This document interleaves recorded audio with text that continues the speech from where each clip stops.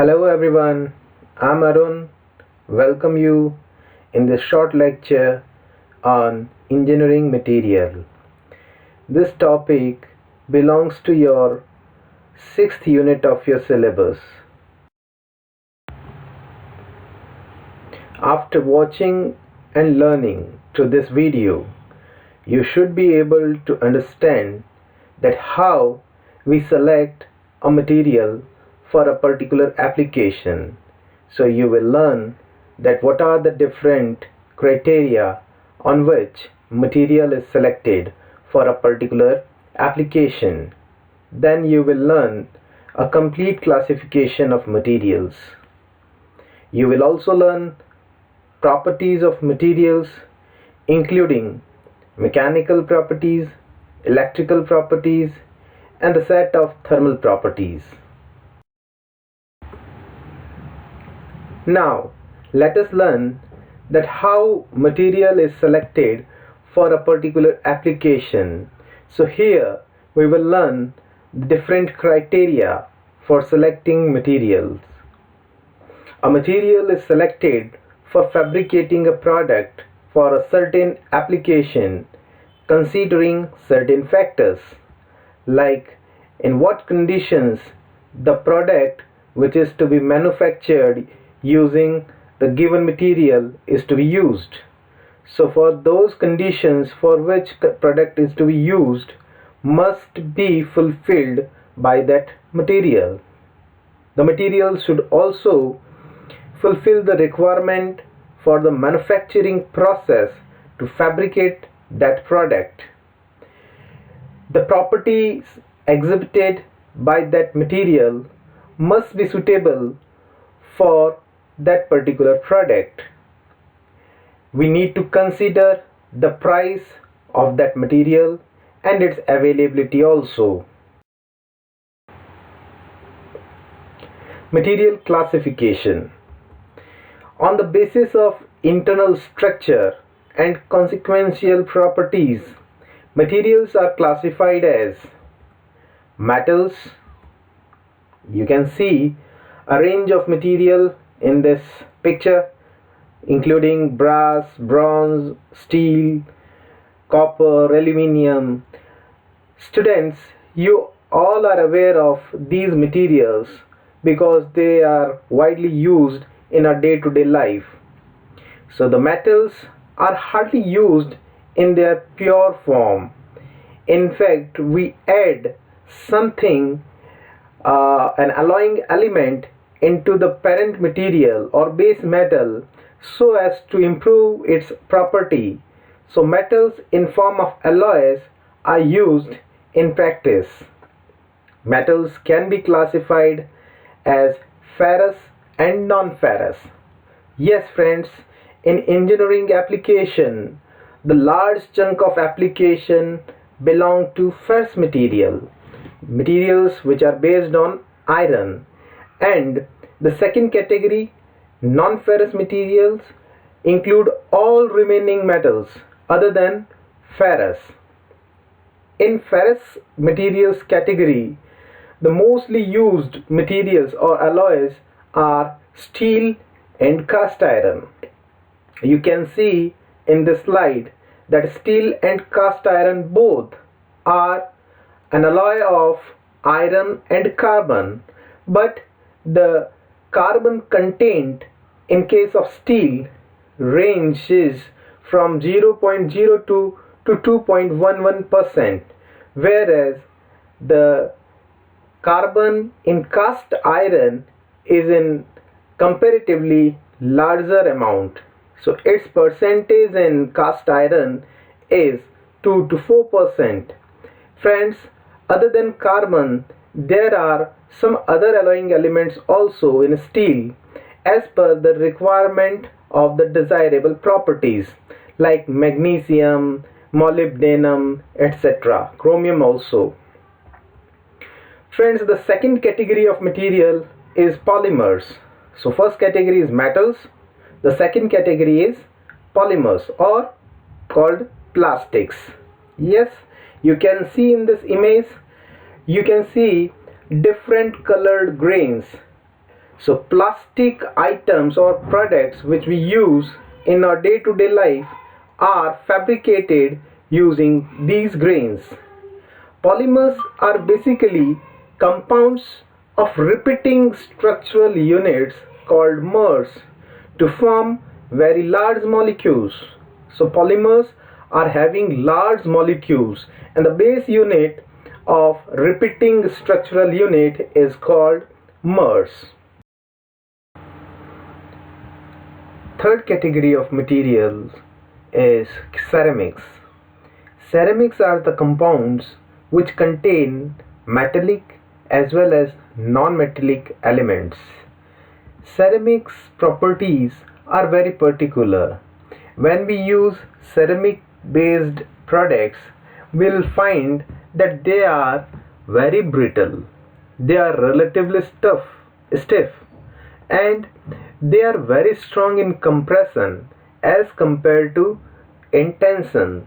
That means when we apply compressive force on a ceramic product, they will sustain it in larger magnitude.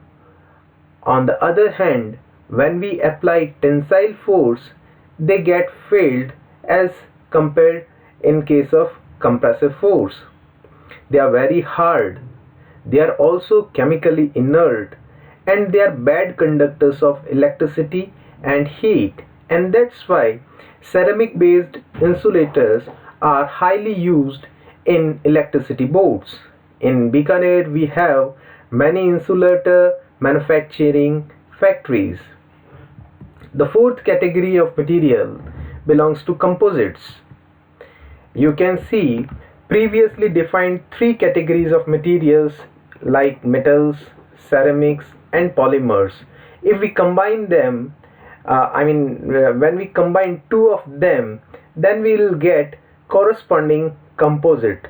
Like we have metal ceramic composite, we have metal polymer composite, and also we have ceramics and polymer composite. So a composite is any material that consists of two or more components. Friends, these two components are having different properties and their boundaries are distinct, and such kind of material is called composite material. For example, when we use reinforced concrete, the concrete is having different properties, whereas the steel rods which we insert in it having different properties. So the combination of these two materials like metal and concrete will form a composite material. Wood is a natural composite material that consists of tubes of cellulose in a polymer called lignin. Hello everyone, I'm Arun. Welcome you in this short lecture on engineering material. This topic belongs to your 6th unit of your syllabus.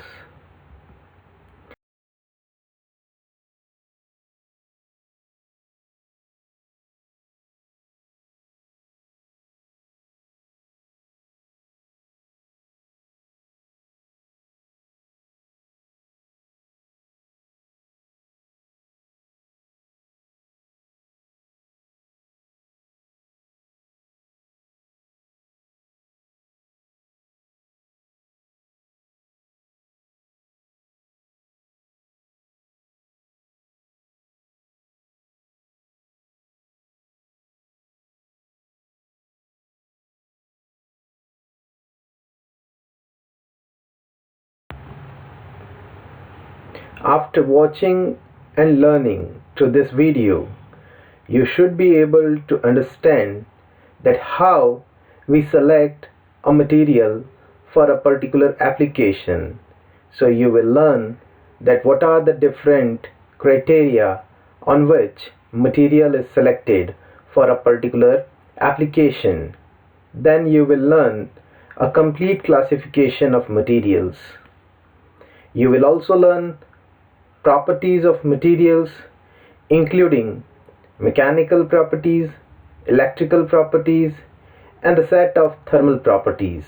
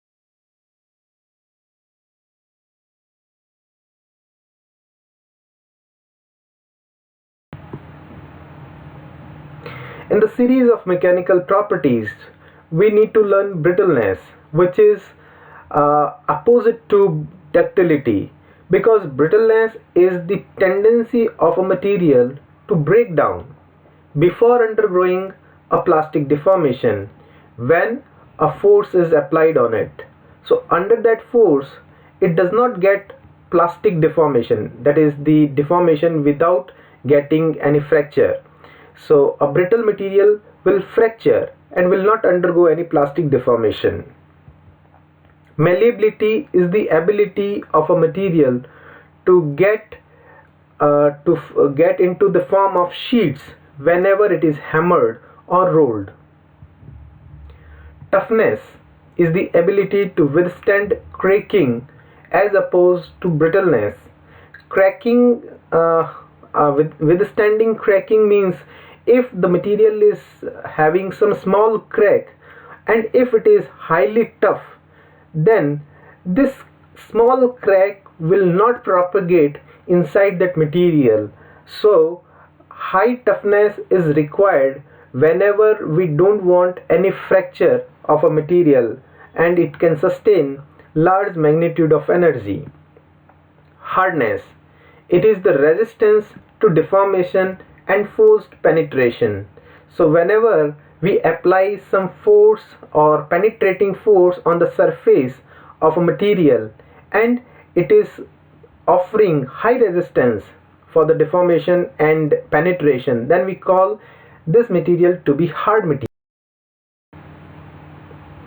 Electrical properties. These set of properties are defined for a material when it is subjected to electrical potential difference and consequent flow of current. So when this current flows through that material, the properties like resistance, resistivity and conductivity come into being, and these properties are considered under electrical properties category. Now we will learn thermal properties.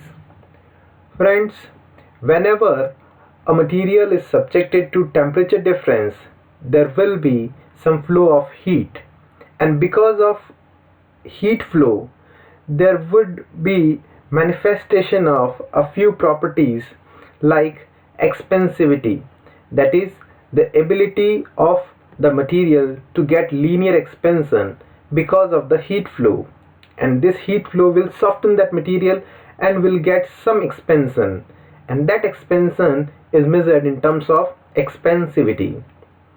We have another thermal properties like heat capacity and specific heat. Heat capacity is the amount of heat contained in that material for 1 degree increase in its temperature, and specific heat of that material is defined as the amount of heat required to raise its temperature by 1 degree Celsius when its mass is 1 kilogram. And likewise we define thermal conductivity.